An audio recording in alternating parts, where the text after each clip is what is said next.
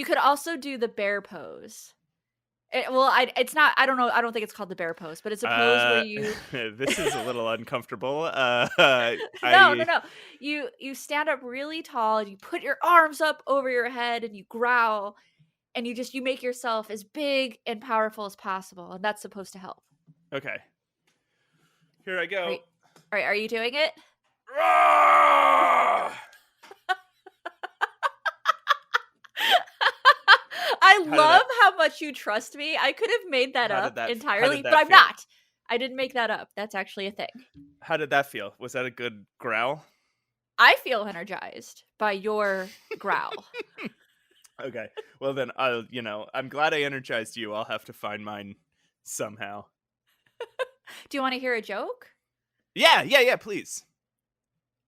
I don't know why I did that. I don't have a joke ready. Why would you do that to me?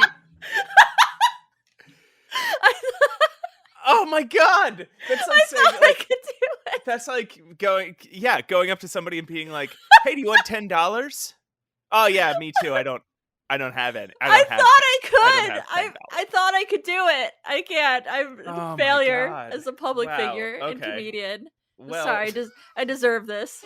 all right. Well, this is the energy we're going into the episode then with. Big failure energy. BFE.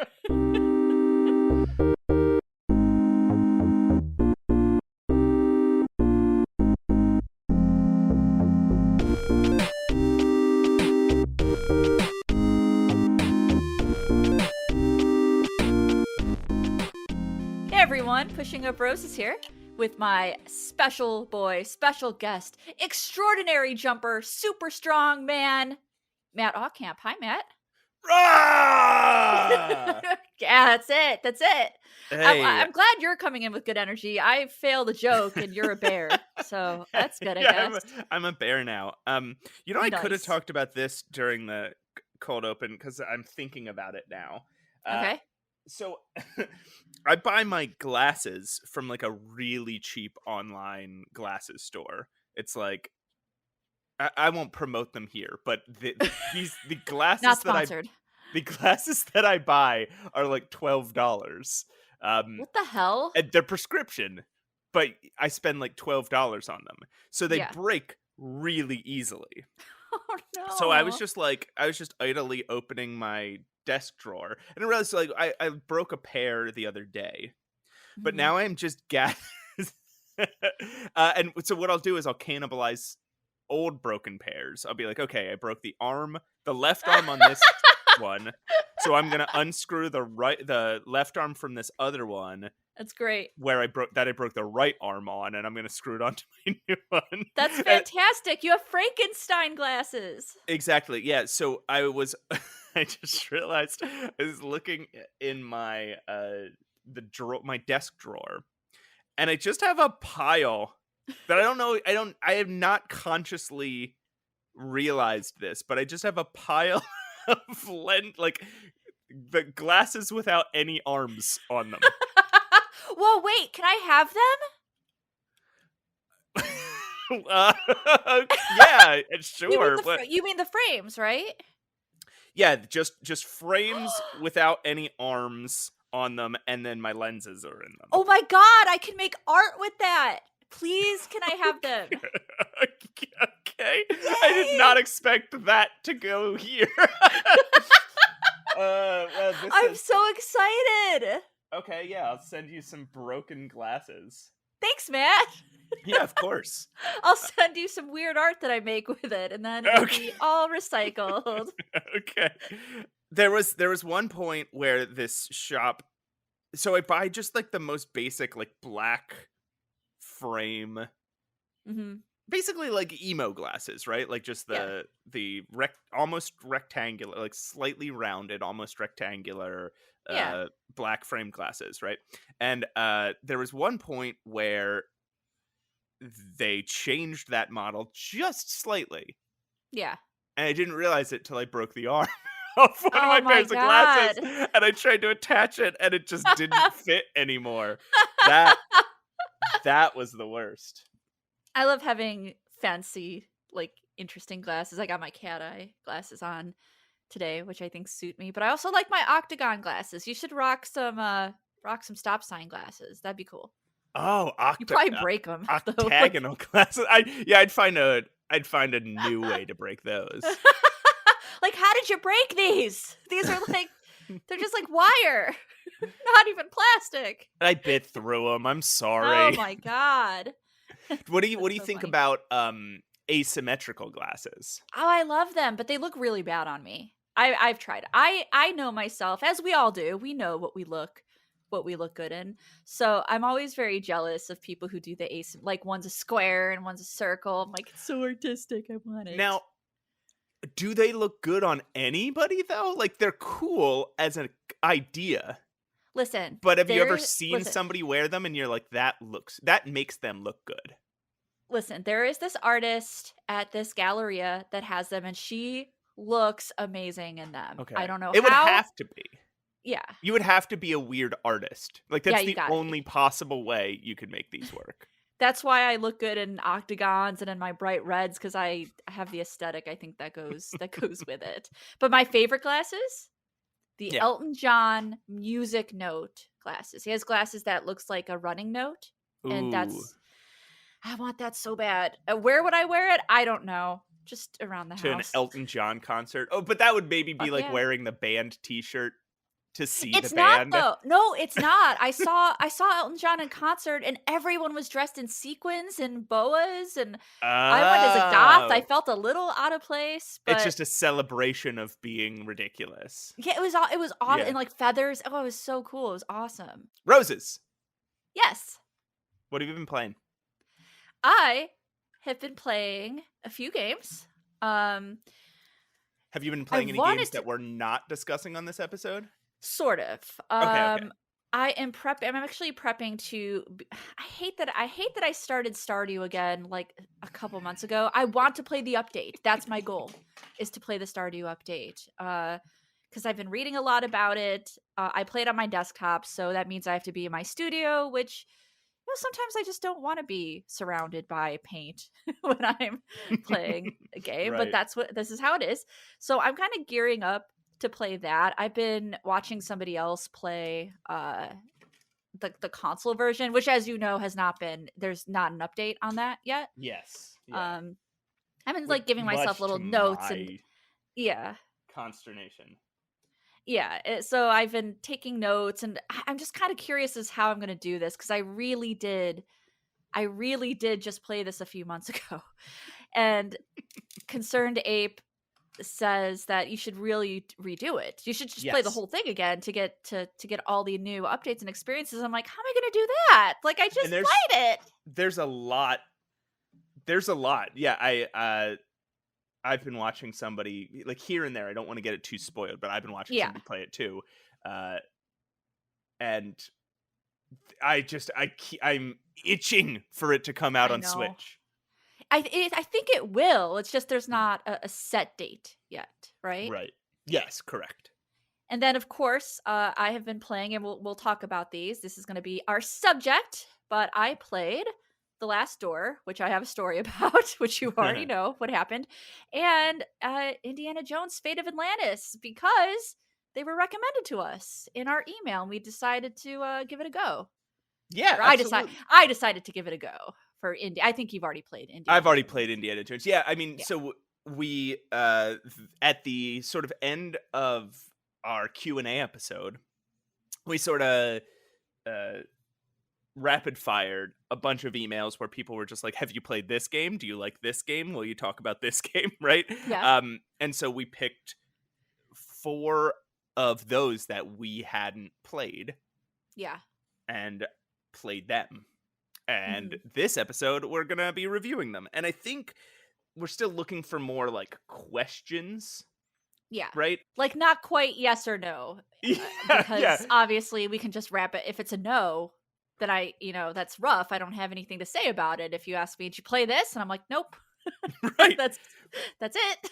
But we expect to keep getting those kinds of emails, right? We expect all you guys to write in and say, oh, have you played this, my favorite game? Like, that's just going to happen. So what we figure is every time we do a Q&A episode, what we'll do is we'll follow it up where we try some of your suggestions. We try some of these games, but Yeah. again, we're not necessarily soliciting that. We're just expecting it. Yeah. Yeah. That's a solid. I feel like we came to that conclusion pretty mutually, and we're like, this is a solid idea. Yeah, we exactly. we are such good podcasters. Because it's never going to stop. Because, It's never gonna stop. again, No. even if we say, hey, don't send us an email that's just have you played this game, it's not going to stop because these are like, that's the people we're talking to, right? The Yeah. people who just want somebody to say the names of the games they like, right? Like, that's like, as fans of some niche genre, that's all any of us want, right? We just want somebody Yeah. to say Monkey Island to us. So, I get it. I have those moments too where I'm yeah. talking to like a peer or a colleague. I'm like, "Did you play this? Did you play this? Did you play this?" Absolutely. Yeah. That I have friendships that I have some friendships that is all it is. It's just, hey, have you played this one? Oh, cool. Have you played this one? Matt, that's how our friendship started. That's true. You asked me if I played that space bar game. What was it called? It was called the Space Bar. Oh shit. I'm smart. Yeah, you asked me if I played that, and I was like, that's an interesting question, and I didn't, so I looked it up. But then we talked about how it was like broken, and I'm like, I'm not gonna play this because if it's broken, I don't want to play it. It is a little broken. The Space Bar was it was like a first person 3D like detective game from With like the Alan Rickman. I think Alan Rickman's in it. is he? It's from the mid '90s, and it's got it's like FMV but like 3D animated FMV. Yeah, yeah. So And ugly. it's little by ugly. by Steve Moretsky, the guy who used to do games with Douglas Adams. Yeah, Um, that makes so much sense though. it's very Douglas Adamsy humor. Yeah. And it's also kind of like you're walking around basically with the Mos Eisley Cantina from Star Wars, Yeah, and you're just yeah. you're trying to solve. I can't remember what it is. I think it's a murder. I never got very far on it as a kid. I was always so confused by it, and then when I went to play it as an adult, or when I remembered it as an adult, for the longest time I couldn't find any info about it on the internet. Like Yeah. it was just a big black hole that like Yeah. in the history of adventure games. I was like, no one seems to know what this goddamn game is. I know I had this game. Like I know I had it. I know I played it. And then a couple years ago, they released like they re-released it Yeah, in on a way. Steam, right? Was it Steam or GOG? But they somewhere it got Somewhere, re-released yeah. somehow you could play it on modern computers, and it's still kind of broken. So Yeah, it happens. I mean, they re-released like Quest for Glory 5, and that's still kind of broken too. So yeah. some games are a little beyond help. But I do want to play it. I do want to So play it at some point. yeah, I've never beaten it. So maybe on this Oh, on this on this podcast at some point we should both try and interesting. get through the space bar and talk about the space bar. It'll really fill a loose it'll wrap up a loose end from my childhood. Yeah. And it's special to us because that's how we met. Is through this weird game. Mm-hmm. Well, that's not how we met, but that's the question that got me to talk, which is weird, right? That's a weird icebreaker. Have you played the space bar? Have you played it? Well, I was Try that on people. I was in a Zoom call full of adventure game nerds, and I just asked it to the room, and you were just kind of like, "What is that?" I was like, "Okay." I don't know why I gripped onto that, like clamped. Yeah. As this is my new saying now. I clamped onto it. I You don't know why I clamped it clamped down, onto that. yeah. I clamped it down. Yeah, and it's like, oh, now the conversation is just me and Roses. Yeah. Sorry about that, guys. Everybody else is like, yeah, there's some input here or there, but now we have to talk about this weird game. whatever. We're very charming. They got like a live podcast. They should be grateful. Oh man, yeah, that's what you should say to anybody. Anytime that you're in a social situation and you're completely like trampling over everybody, you're like, yeah, you're welcome. You got a you got You a should be live grateful. podcast. So again, we've been playing these games that we're going to talk about this episode. I Yes. played Her Story and I played The Last Door, and this will be incredibly exciting to two people. I played Below the Root. Oh my god, he played it. But these were my homework games. Do you want to know what my just the game that I've just been glued to for the past What is few it? weeks? I haven't talked about it on the show because it's not an adventure game, but Oh, it's okay. getting to the point where I can't not talk about this. I play this game so much. Yeah, do tell. It is Marvel Midnight Suns. Okay. I'm not familiar. So it was a game that was released in at the end of 2022, I think. I'll Uh, look it up. it was in a lot of people's like game discussions of last year, and Sure. it is a Marvel game. You don't say. And it's like a turn-based tactics kind of game Oh, I where see. Okay. so you get to make your own little hero and you team up with like a bunch of kind of random Marvel characters. So it's Yeah. got like Wolverine and Doctor Strange and Spider-Man and Iron Man, but because the Avengers eventually like you meet some people from the Avengers that like kind of join the Midnight Suns, but the original Midnight Suns in this game are Blade, Ghost Rider, with the new Ghost Rider, Nico from Runaways, Magic from the X-Men, Hmm. and and then some other kind of like Agatha Harkness's ghost Yeah, I is see. there or something. Yeah, I see that. So you do these little tactics, like turn-based tactics things that are really fun. You get like 3 heroes and each have powers on cards that come up randomly, and you get like 3 actions per turn, plus you have like a move, like a free move, and you can do environmental attacks for free if you have hero points, and those will be Yeah. like, rather than using Iron Man's blasters or something, you just pick up a rock nearby and smash it on a villain's head. Seems like a combination. You can correct me if I'm wrong, because I'm only looking at screen caps. Sure. It looks like modern Civ with turn base mixed with like Hearthstone with cards. Okay, I make see sense? what you're saying. Yeah, I could see those. I haven't played a Civ game since Civ 2. Oh shit! We should play Civ sometime. You're missing out. I got but obsessed with that game. but yeah, there is a deck building element to it, right? Because Yeah. you can alter and arrange and collect new powers and stuff of each hero's individual deck.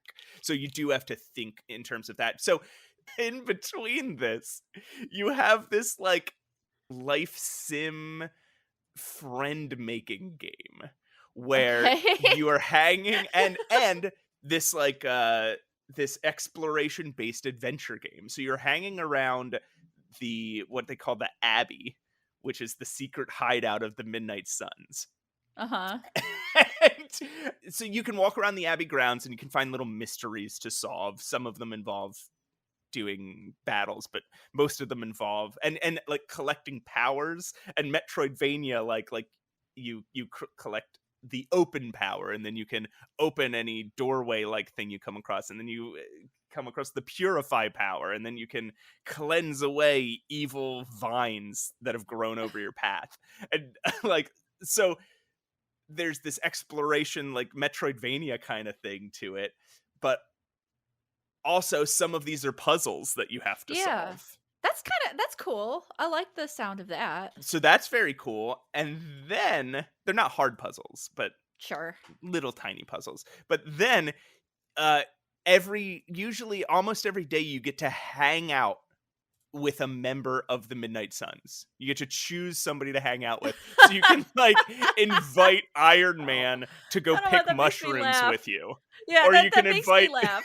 you can invite Wolverine to go painting with you in the woods. That's Or, like, exactly what I'm like imagining. Like, hey, Wolverine, do you want to like go to yeah, a picnic or you something? can, like lounge by the pool with Captain Marvel. Like it's so funny.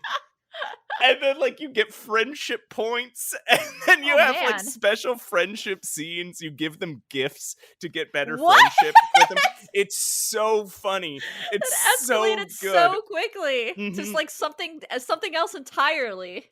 What kind of gift can I give like Wolverine? Do they have favorite gifts? Is this like Stardew Yes, where like they they have have loved favorite gifts. gifts? Yeah, you find books, you find comics, you find artifacts, you find ancient root beer.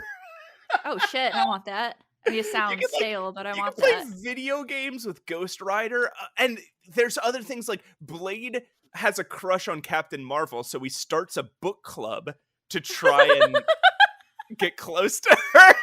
But then Captain America overhears and joins the book club too. So then Blade invites you to the book club so that you can distract Captain America so he can hit on Captain Marvel. And then Wolverine, whenever you find him, he joins the book club and he never reads the books.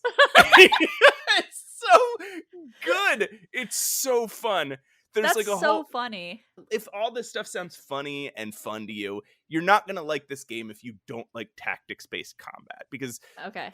it's, the game is centered around the battles, and you are like maneuvering where you're at on the battlefield, which enemies you can take out each turn, and what hits you can survive until the next turn. So like Yeah. you have to be very strategic about it. Yeah. But in between is just the most goddamn charming, like, It's so little wholesome. That life is the most sim adventure wholesome game. thing. Mhm. Yeah, It's it sounds like The Sims. it's incredible. I cannot stop playing it. I've put That's so amazing. many hours into this game.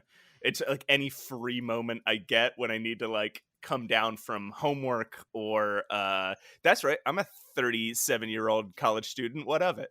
What are you When I need to talking come about? We're in our early 20s. Matt, oh, Matt, you're so humble.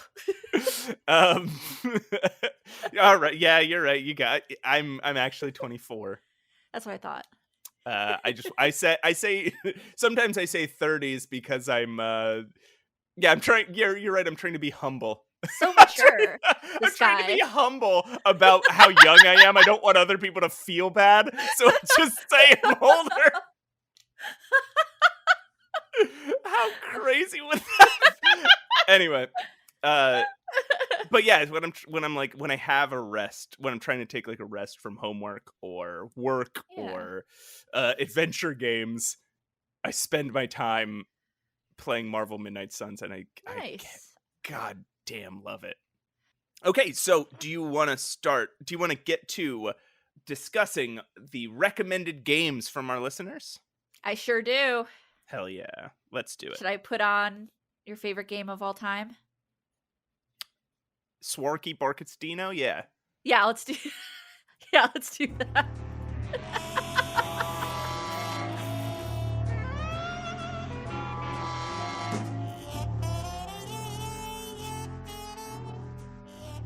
Hey everyone, we're back. Pushing Up Roses here with Matt Allcamp. Matt, how was your break? It was good. I doodled on a piece of paper. Oh, I do How that about you? all the time. I'm an artist. I don't know if anyone knew this, but I'm an artist. You never mention it as the thing. I So know, I'm very humble.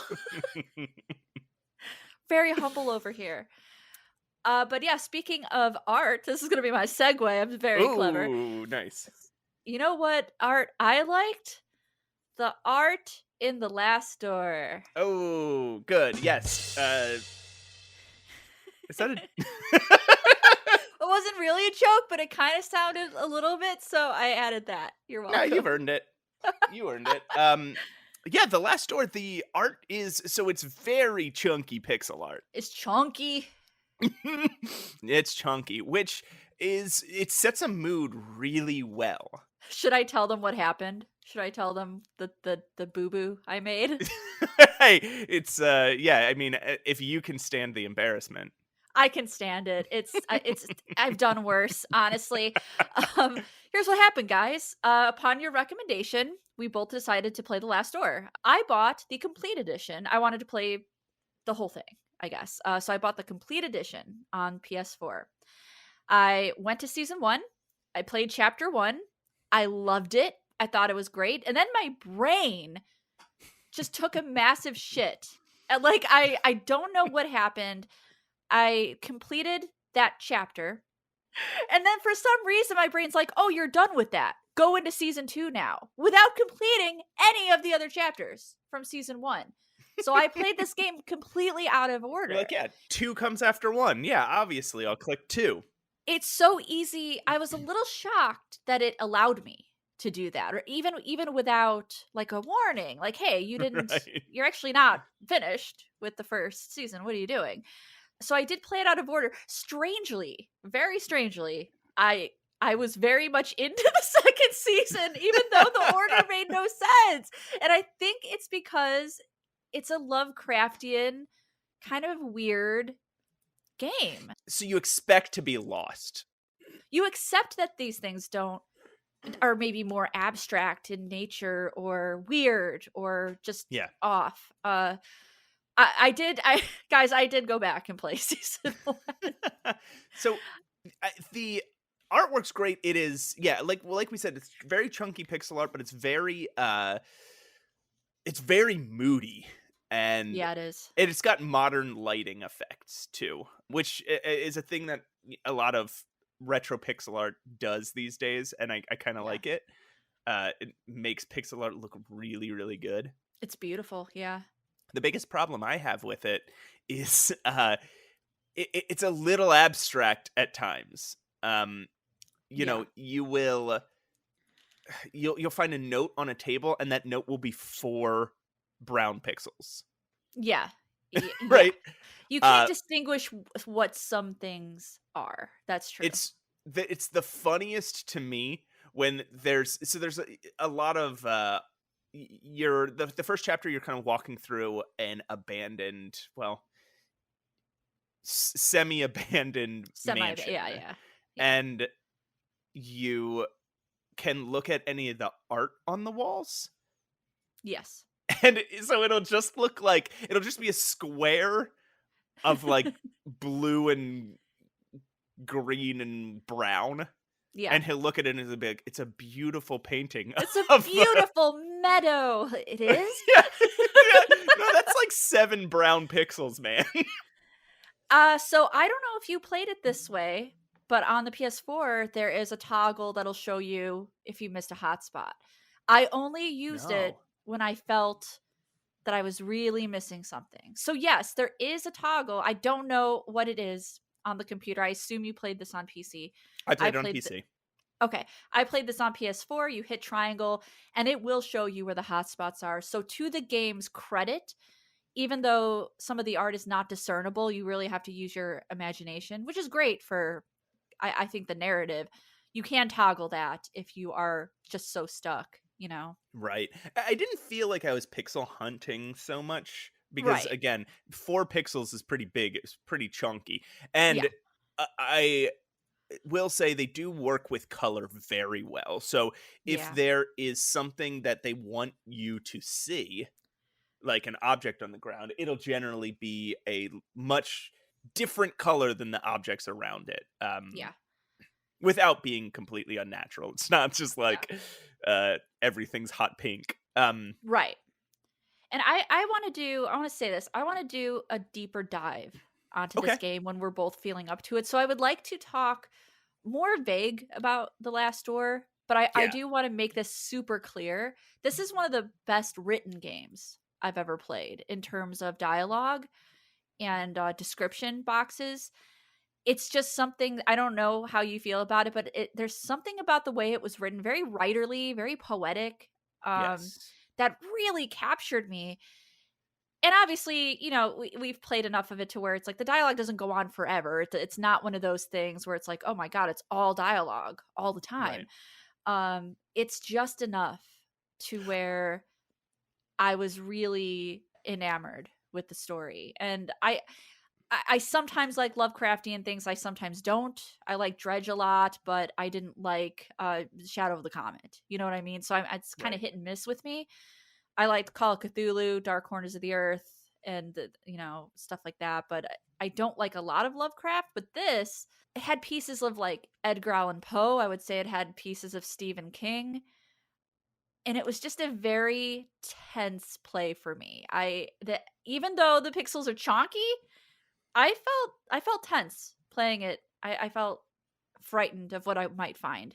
I think it's really well written. There are some poetic sections and some more abstract sections where, Yeah, which sometimes to me, like I can be a little frustrating, right? Like I think sometimes, as writers, we can like to kind of go uh, off on our bullshit, right? When it comes to like writing about metaphysical, uh, sure. like otherworldly stuff, where it's like through the eye of the goddess, you see the wind blow against your childhood or out of what, and you're Your like, it's like, childhood. what the hell? This means, I know this means nothing. I know actually this means nothing, man. Um, Yeah, it just sounds kind of good, but the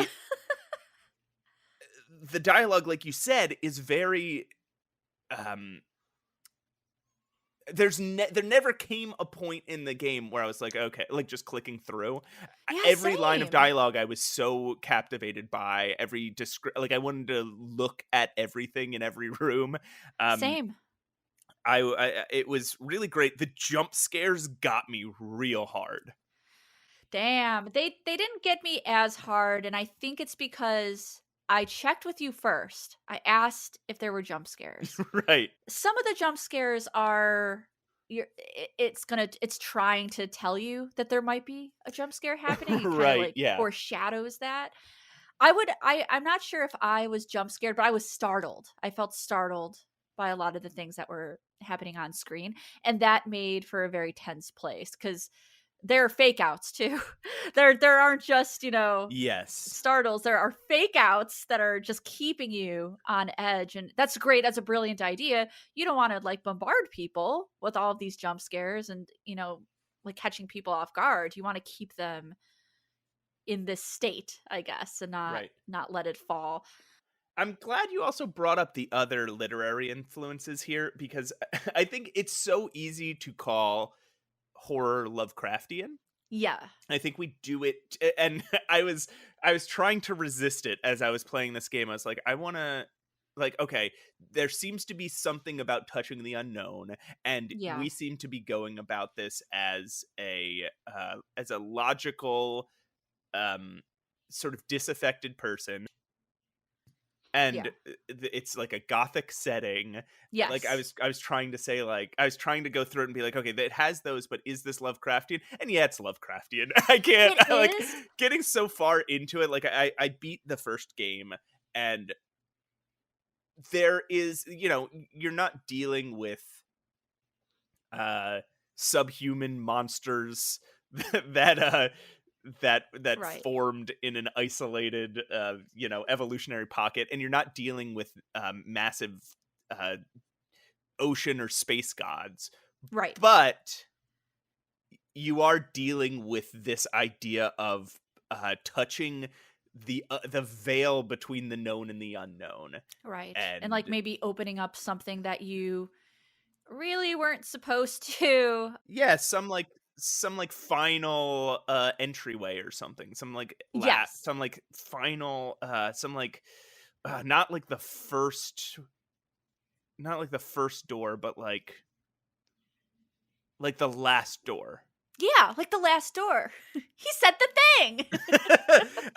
No, yeah, which comes straight from Lovecraft. Like again, we overuse, I think, the term Lovecraftian Yeah. in I all all culture critique, but this is, yeah, it's definitely Lovecraftian. I think Lovecraftian in, let's see, how do I want to say this? Maybe Lovecraftian in format slash style, But to me, in like emotionally, I was getting very Edgar Allan Poe. I was getting a lot of depression, a lot of sadness. There's even a point where I got like because there is such an emphasis on like the occult, and Yes. I was even getting a little bit of Dead Poet Society. And if you play this game, you'll understand kind of what I'm talking about with the characters. And I definitely got some Stephen King. There's an emphasis on birds, but Mm, specifically blackbirds like ravens and yes. crows. And I was kind of getting, I don't know if you've read much Stephen King, Matt, but I was getting kind of like the dark half that has an emphasis on ravens and crows and blackbirds in general. So for me, I think the reason I liked it, and this is brilliant, right? Because you can be a Lovecraft fan and probably like this game. You can be an Edgar Allan Poe fan, more of a gothy fiction type fan, and you will like this game. I think if you like Stephen King, you will like this game. I think it is such a good combination of feelings and styles. I do want to talk about the puzzles real quick before we move Yes. on. Did you like them? Yeah, that's Okay. what I was gonna. Yeah, I liked them, but sort of. Like some of them Okay. I really liked, but there's a lot of I wouldn't call it moon logic, but you do have to make a lot of logical leaps.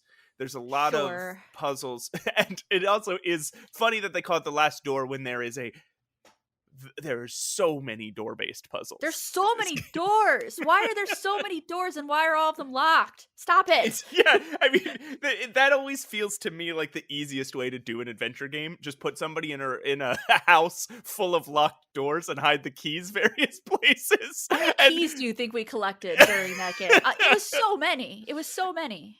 and like crowbars to get into barred doors and Yep. like oh Yep. this is locked from the other side so you have to go out the window and come in the window and like Yeah. just all that standard adventure game stuff like it's very much like oh all the doors in this house are locked. Yeah. Which again Or can feel a stuck, little or there's not a doorknob. Yeah, any right, excuse to make a door not open.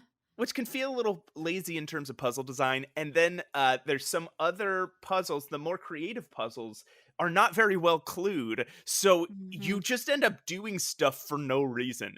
You're like, okay, Yeah. well, they clearly want me to interact with this thing, and I have two things in my inventory. So I guess I'll use this with this. Oh, okay, I Yeah. see.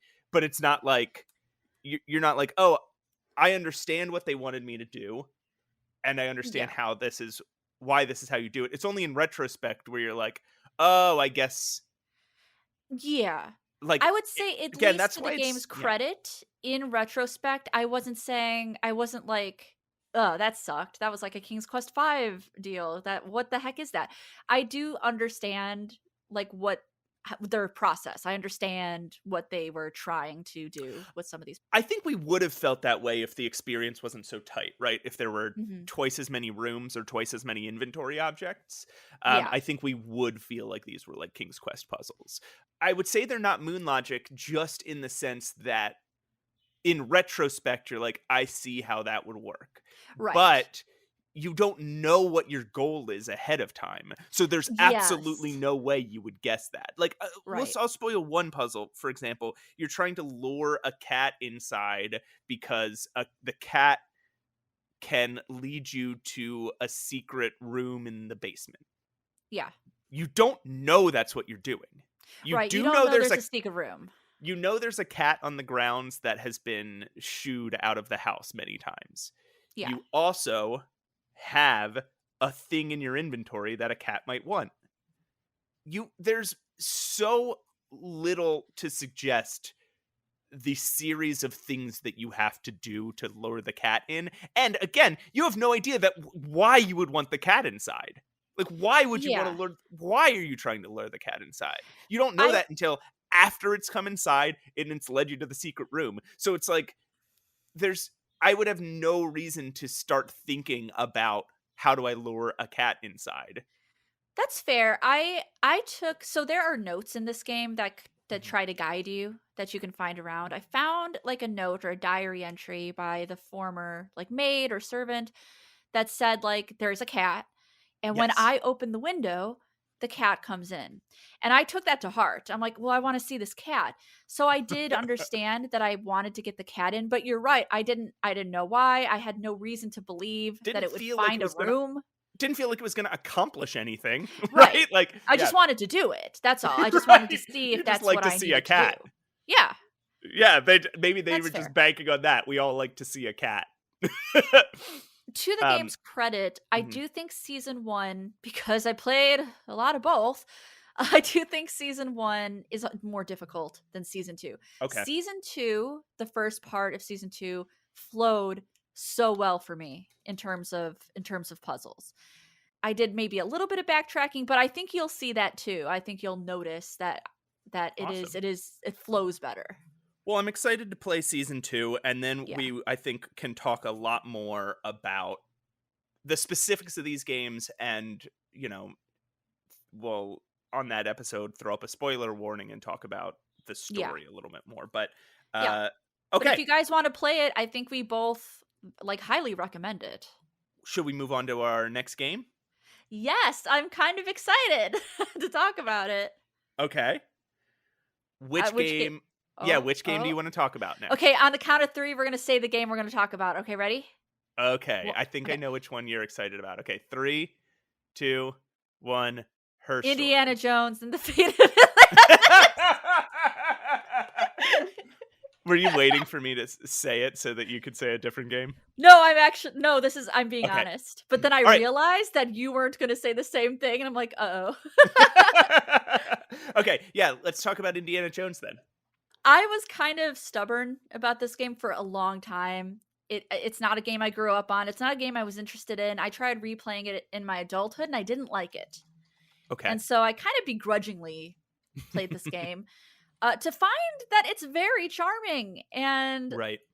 I didn't realize that. So this is a LucasArts game, obviously.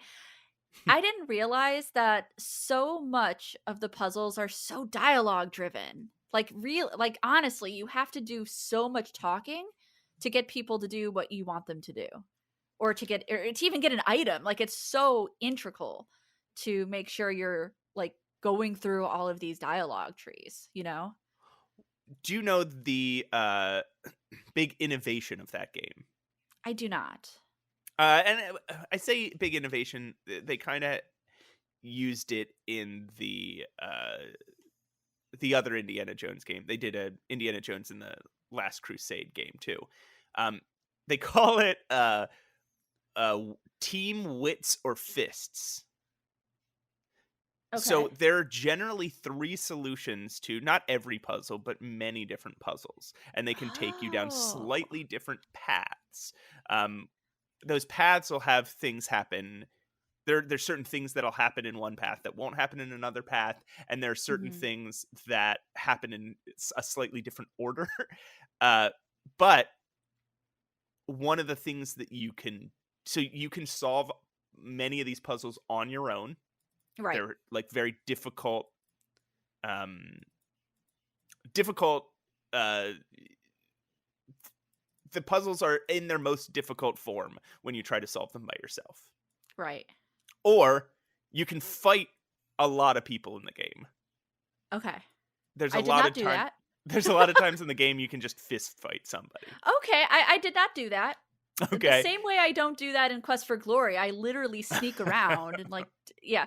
Yeah, I guess I pursued, because I'm so interested in narrative, the I team, got on this whole dialogue like tree which thing. is probably the team path, right? So Yeah. you probably were working very closely with the Indiana Jones in every in every movie has like a woman who is a little cleverer than he is, Yeah. except for in Temple of Doom, who Yeah. is a sidekick, oftentimes needs rescuing, but again usually is smarter than him. In this Yeah. game it's Sophia Hapgood, who is an archaeologist like him. But not just an archaeologist, uh a psychic. She's Oh, clairvoyant. right. through dialogue, yeah, you can get really close to Sophia, and then you can solve puzzles together.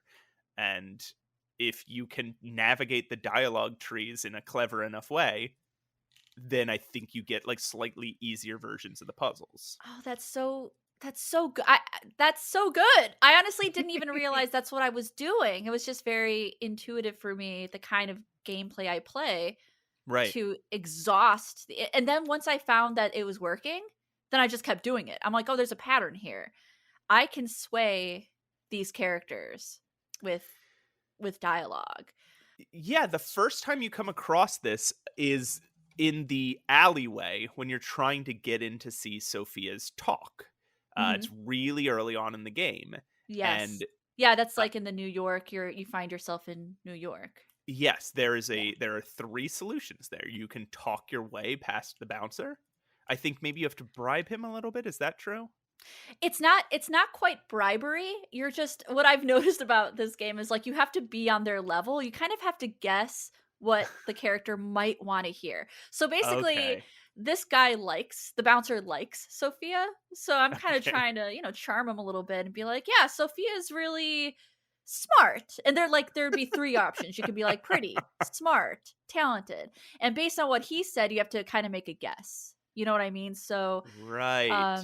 so when he says, "Yeah, she's so smart, she really," and then you'll get dialogue trees, and obviously the correct one's going to be, "Oh, she makes it easy for you to talk to her," because that aligns with how smart she is. So I kind of sweet talked my way in by with this shared admiration for Sophia.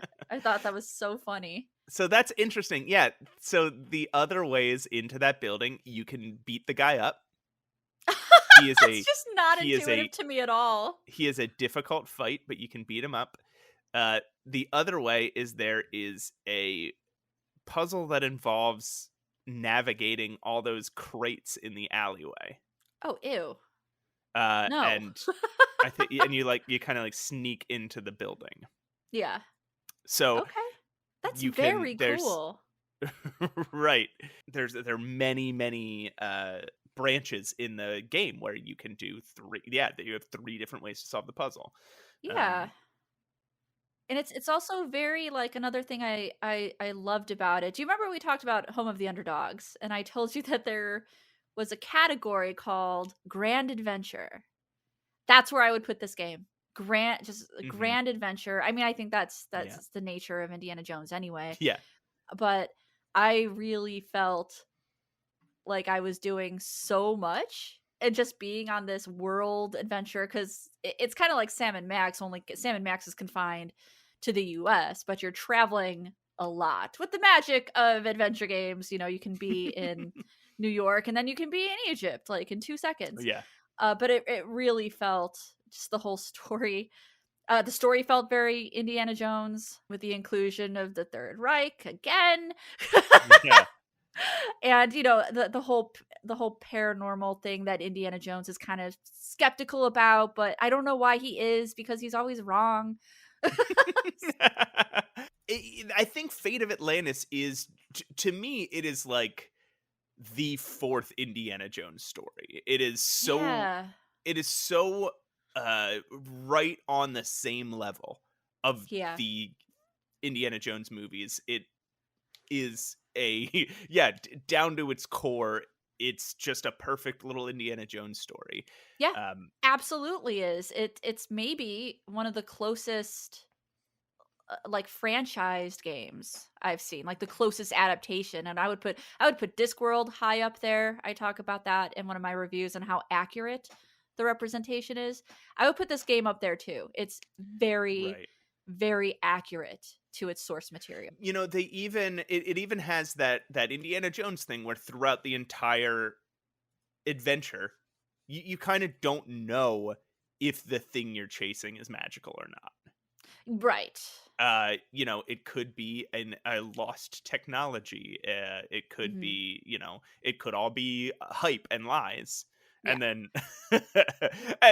this isn't much of a spoiler because everybody knows what happens at the end of an Indiana Jones story. It's Yeah. magical. At the It's very magical. last moment. Yeah. Yeah, at the very last moment you Indiana see Jones is magic. like, it's not magic, but it is. Yeah, It it always always is. is, Indy. It's always magic. um but yeah, so you enjoyed it. Did you make it all the way through? I did not. Okay. And I think the reason is adventure games of the past, they're not meant to be beaten right away. They're not meant to be done in one sitting. And I Right. wanted to break this up a little bit so that I could revisit it and not get tired of it. So I got pretty far, I think. I got beyond, where was I? Oh no, I'm going to look like a geography idiot at the moment. Well, I think the two hardest parts of that game, there Mhm. is a surveying puzzle where you are on a dig site, and this might be a limitation of older computers because, I remember being a kid and being like, I absolutely know where this spot is, Yeah. and still not like like not hitting it quite exactly. But Are you so I talking about when Sophia falls into the ditch? Is that no, that's the dig site, right? After the balloon? After you're in the balloon? here's another thing. It may be different in Oh shit, right.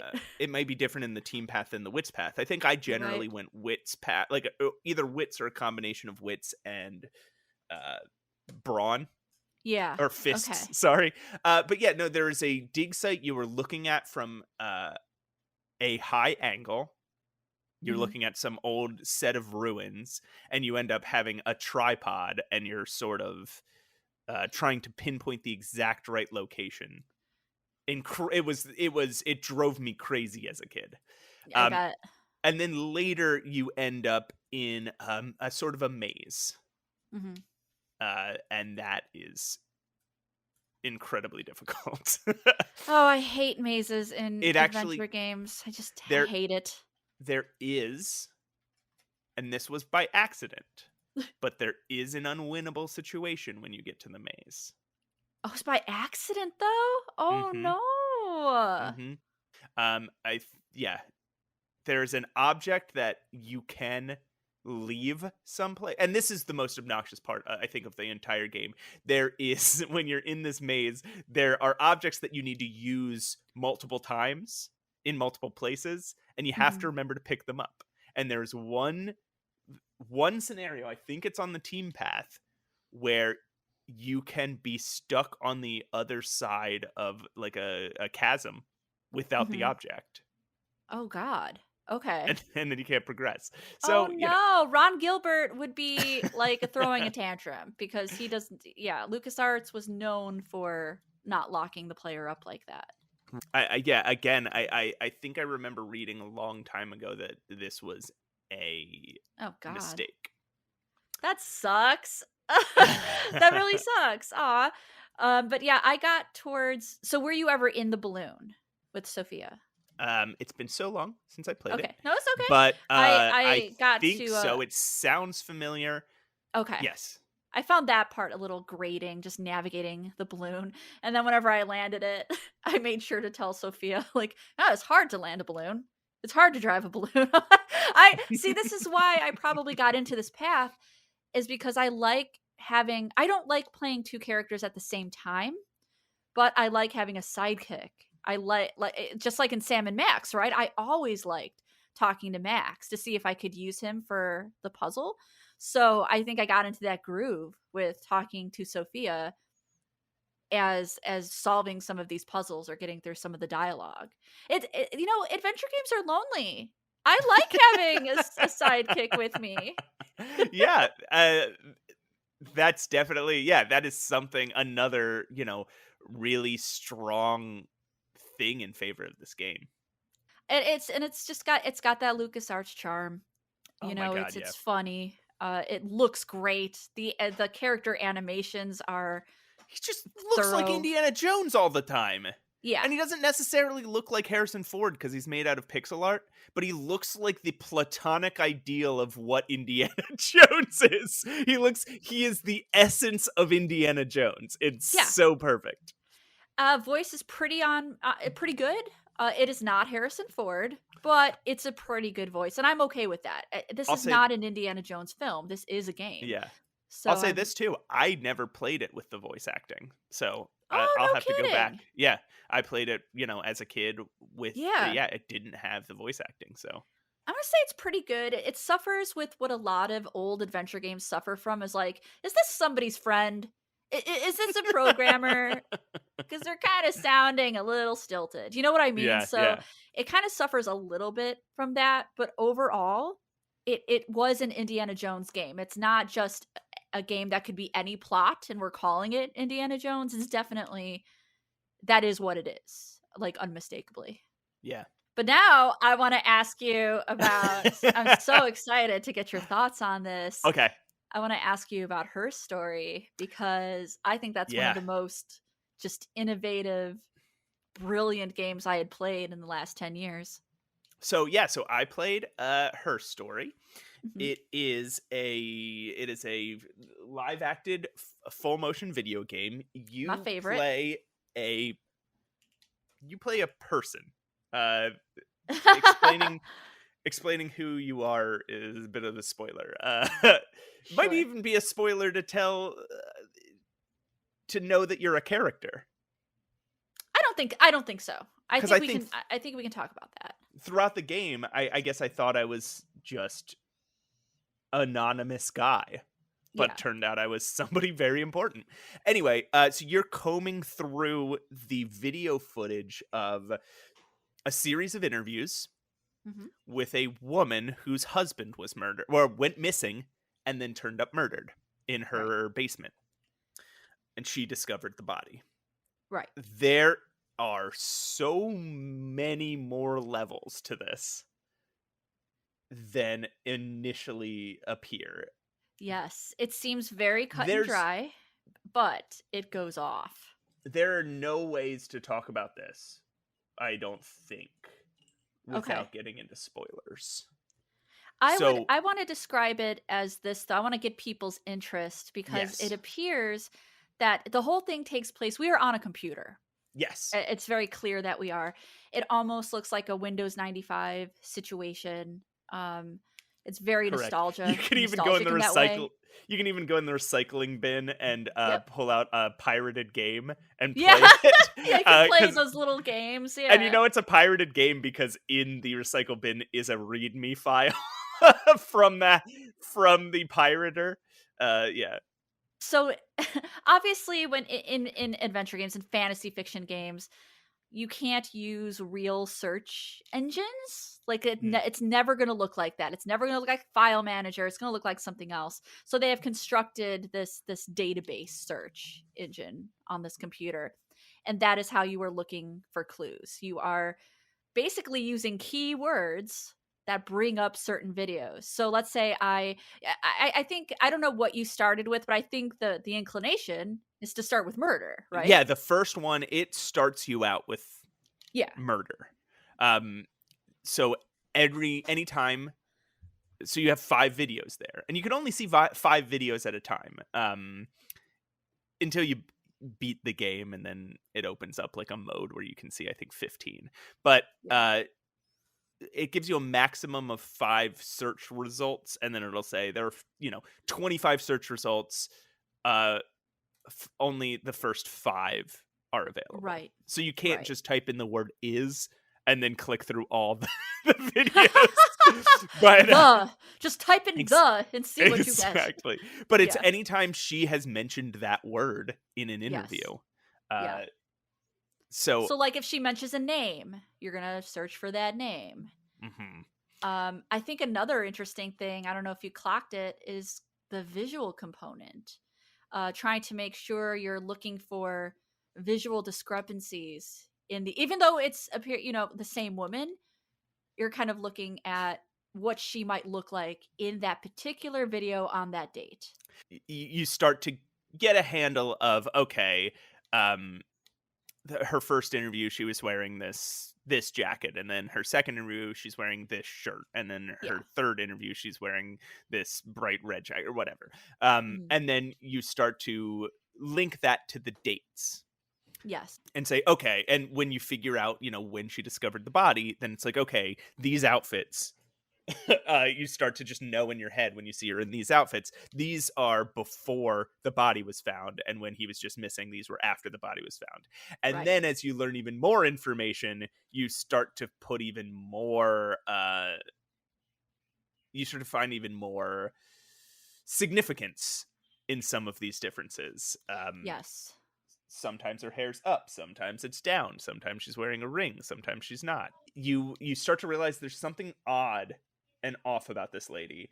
And if there's anything else you want to say before we get into spoilers, you should say it now. We're We gonna go into spoilers. we got to go into spoilers. I Okay, can't no, talk that's anymore fine. about this game without spoiling. Okay, all right. This is your how long do you want to go talking about spoilers? Cuz I'll try to give a timestamp.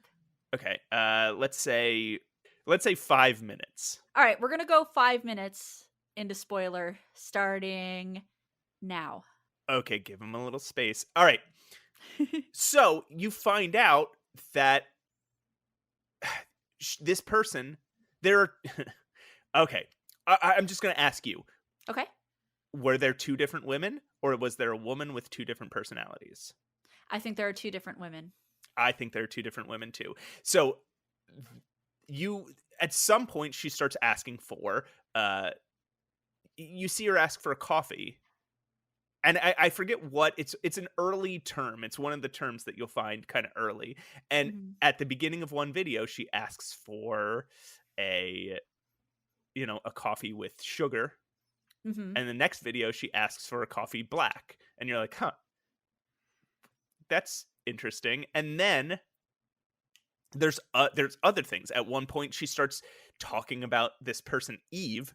But then in the next thing, she starts talking about her tattoo, which is a snake Right. and an apple meant to represent her name. And you're like, wait, Right. her name's not Eve. And then, like, it took me a while to find out the other girl's name. Like, I don't know if it's supposed to take a while to hear Hannah. But at some point, she talks about her name being a palindrome. So you write down Eve on your piece of paper or whatever. And Mhm. then later she says her name is Hannah. And you're like, what the hell? So you Yeah. find out that not only are these two different women who are twins, also sometimes Hannah sends her twin Eve in to pretend to be her. Right.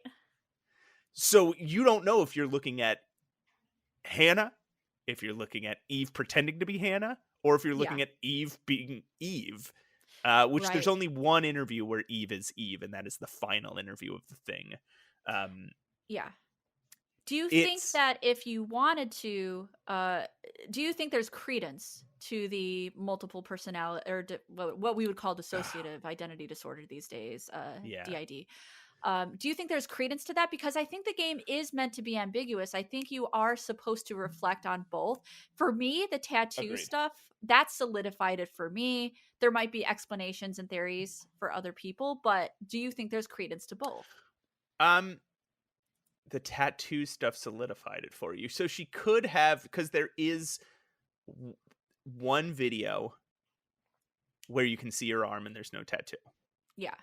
And then there is one video, I think, where you can see her arm and there is a tattoo. Uh, the thing that solidified it for me was, okay. So, all right, I'm just gonna totally spoil it because Go ahead. we're in the spoiler section. So they were twins. The midwife stole the one baby and told the mother that she was lost, Hmm. and then and then took the corpse away, uh, quote unquote, and then ended up just like keeping the baby and raising her, kind of across the street from raising Eve across the street from Hannah Yeah. and raising her in an attic. Now, that woman, the midwife's name is Florence. My thing is, Florence doesn't make any sense. Yeah.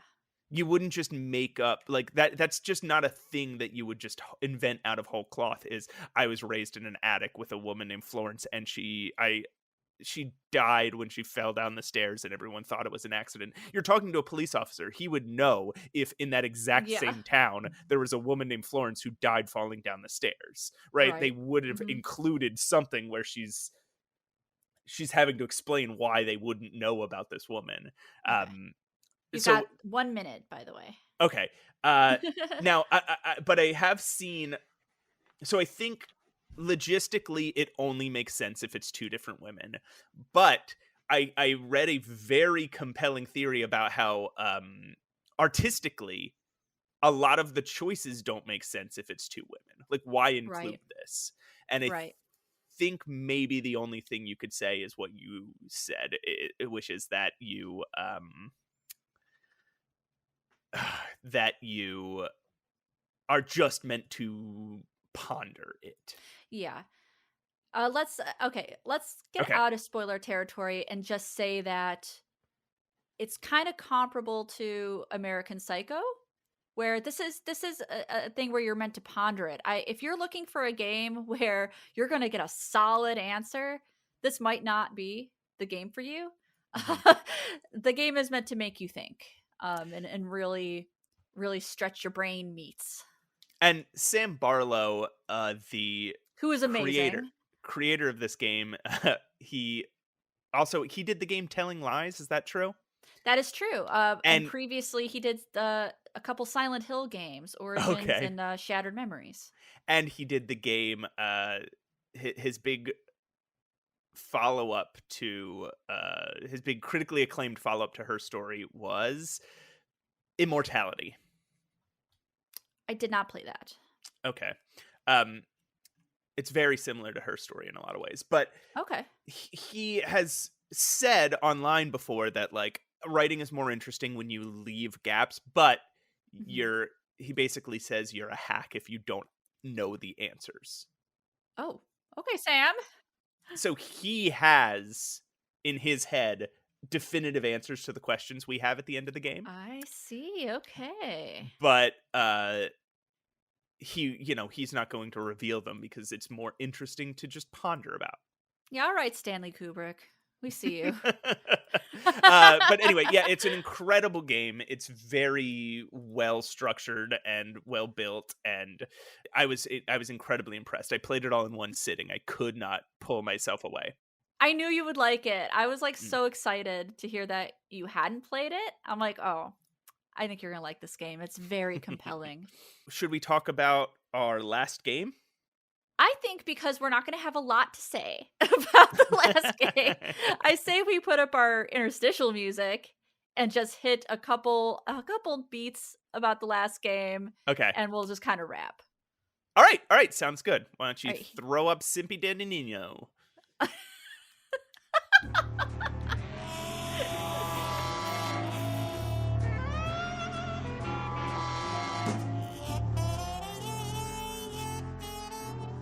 Hey everyone, we're back, and Matt has a special announcement. Matt,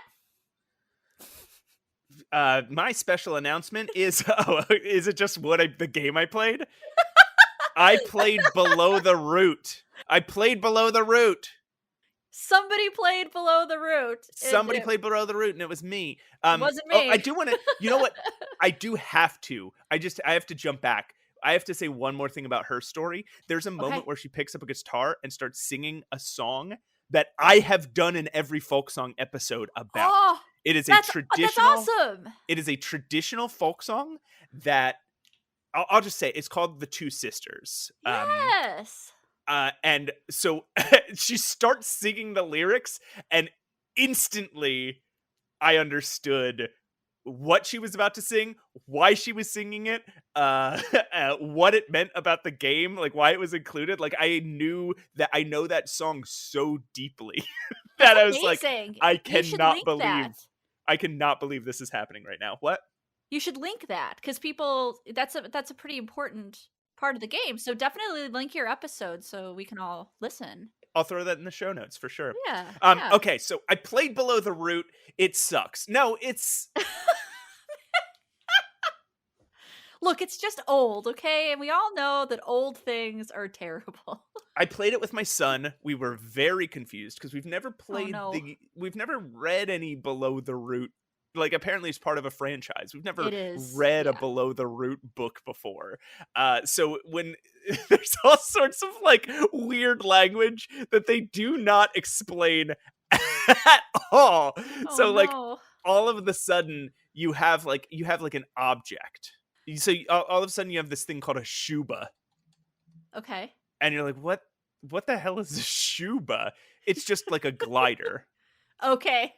You get a thing called a horn trencher, which is just like, I don't know, like a knife or something that's made out of a horn. Like there's also like you use it to cut down vines. Like you have Yeah. oh, it's called the trencher beak. You have to look all this stuff up, and it is a little satisfying when you start to solve things, right? Like there's Sure. okay, I'm going to go all the way back to the beginning. This game was made for like the Commodore 64 and like the Amiga, and it's like Yeah. a 4 colors, and it's It is really old. we say blocky pixel art, I mean like Atari level blocky Yes. pixel art. And you there's like okay, so you're just you create quote unquote a character. It's just you pick through from like 4 different races or something, and then it just kind of drops you in the game in a house, and you can access a verb menu, and you don't know anything else. Yeah. And you go talk to people, and they're kind of like Final Fantasy NPCs from the first Final Fantasy game, where they'll Mhm. give you a tiny little bit. They'll be like, good luck on your quest, or they'll be like, find the wise child. And you're Yeah. like, what the hell is that? I have no idea what anyone's talking about. So I think you could slowly, over hours and hours and days and weeks and months, if this was the game that you were focused on, I could see how this could have been really fun to just like Yeah. very inch by inch progress through this game and be like, okay, now I've been everywhere and still haven't figured anything out. So I'm Yeah. going to go back through some of those places and try weird things. But there's other stuff that the game doesn't tell you. Like you can get hungry and then die. Well, you don't die. You just this is another interesting thing about this game. You can't die. You just reappear back in your house, and it's Well, the that's next nice. day. Okay. But you can get exhausted if you don't rest enough. And if you Okay. rest at the wrong person's house, they will rob you and throw you in like a trap. And I didn't realize you could get out of the trap, but you used the trencher beak to get out of the trap. How would I know that? What the hell's a trencher beak? I mean, There's it might help to know that the author of the book did write this game. So it would be super helpful for anybody who wants to play it to maybe know the source material. yeah, but why would the author not have like could they not have written an intro to the goddamn game? No, this is 1984. We don't get intros here. So there's platforming sections that are incredibly tough. It really is just jump over this small gap, but Yeah. the controls are so finicky. And I was playing it on a keyboard in like a browser emulator. So granted, not the best way to play. Maybe it would be easier if I had like a actual it's one of like something that would have actually been used in the game. But just like jumping from platform to platform was so hard, and I kept falling out of the tree. And you don't die when you fall out of the tree, but sometimes it breaks your stuff. I think the one way you can lose the game is I think the inventory is limited. So like you'll go to a Okay. store and there'll be a ton of shubas because they expect you to break them. But when you revive the next day, they haven't replenished their stock. So I Mhm. imagine it's like if you fail enough, you can run out of food, and then you without food, you're not going to get anywhere you need to go because you'll starve before you get there. And I imagine you can run out of shubas, and then you can't get to certain places because you can't collide to them. I mean what you're saying though, it does sound like it has some mercy though. It's not maybe as insane as like a King's Quest game.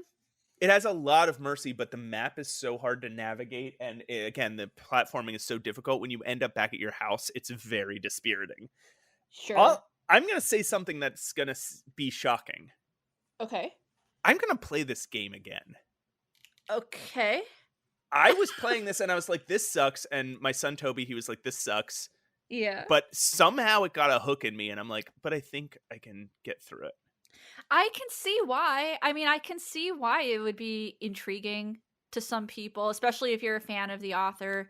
But I can also see it does feel very adventure-y. It does feel it has that adventure Yeah. game feel going on. So I could see also if you're anything like me, it's like, well, now I'm committed. Now I gotta finish Right. it. Now, because I You need to know? get all the I wanna get all the powers, and I only got 1 power, which was pence. So I was going around pensing people. I Okay. had no idea what pence mean. Apparently, it just means, like, you magically detect their emotions. Okay. So it's like walking around, like, you go up to people and you click pence. Yeah, it's like, "Oh, I pensed him." Like, I have no idea what I'm doing. There's so much in this game that it's just so hard to understand. But, The description for the novel says that pensing is just basically telepathy. okay, and then oh, man, there's other powers. It's very like nature, almost like nature inspired. I mean, obviously below the root, but the kidney porting, which is That's one. telekinesis, Yes, kinaporting. grunsprecking. Yeah, I don't know what grunsprecking is. It's in the these are all in the verb menu from the very beginning, and you That's click on so them, and it's like, funny. "You don't have enough spirit points." And you're like, "What the fuck?" It's Well, maybe so did this come with a manual? Did you see if there was a some documentation? I don't know. Maybe below the root. Let's Google below the root manual. Let's even type in PDF to see if we can find it. Yeah, that'd be Um, so helpful. Below the root game manual, Apple II C64 IBM. There is a manual. That would be Um, helpful. okay, here's how to install it. Here's what the controls are. Here's where it tells you all the different races. Uh, oh yeah, it describes each of the verbs There you go. There and you go. all these items. So yeah, so I guess you would in the old days you would read this manual Yeah. and you would know what any of this stuff was about, but I didn't have that, and I was just so baffled. And like Toby was like Googling this stuff on his phone and being like, apparently that's just like a glider. I was like, oh, okay. Okay. I mean, it's understand I mean, I think that just shows how far and different adventure games have evolved because there are games where you absolutely 100% need the manual. And that's part of the game. Part of the game is having this documentation. Whereas today, I think you could jump in to a game. It'll give you maybe a tutorial, maybe something to guide you. Uh-huh. And but yeah, it wasn't always like that. You had to like have your manual with you. Yeah, it's this game is bizarre. For some reason, I want to beat it, so maybe I will give you guys an update on it in a future episode. Um, but yeah, that's below the root. It's Well, such thank a you for your service, Matt. yeah, of course, such a strange little game. Uh, I think we but yeah, both knew that I was not going to play that game. so Like no. everybody, please, we would love to do another Q&A episode, and again, we expect to get recommendations from you guys. So don't be shy. Don't be coy now. Email us at mattandroses@gmail.com. Were you about to say matt@gmail.com? Excuse me. I was gonna say Matt at Roses. Matt@roses.com. Matt at Roses yeah, Matt at roses.com. Do you own roses.com? I do not. Roses.com is just a flower delivery Oh, service. Like good. you could Wonderful. become a flower delivery person. Yeah, sounds terrible. Fungames.com. Fungames.com. Yeah, douchebag workout 2. Oh Belly God, what is dancer. this? Secret girlfriend when booty calls. Okay, guys, don't go to fungames.com. Girl makeup salon. Let's go to amazingpeople.com. I'm just like Oh, making up it's websites. a picture of me. What do you know? Oh, it's Don't not go loading, there, so it's just me. I'm gonna quickly close my browser because it's not loading, and it makes me think that there's a virus there. You guys don't have to go there. I went there to amazingpeople.com, and it was a photo of me and my cat. And you don't go there. Don't check. Trust me, right? Sure, yeah, absolutely. Of course. Email it, and if you visit amazingpeople.com, email us at mattandroses@gmail.com.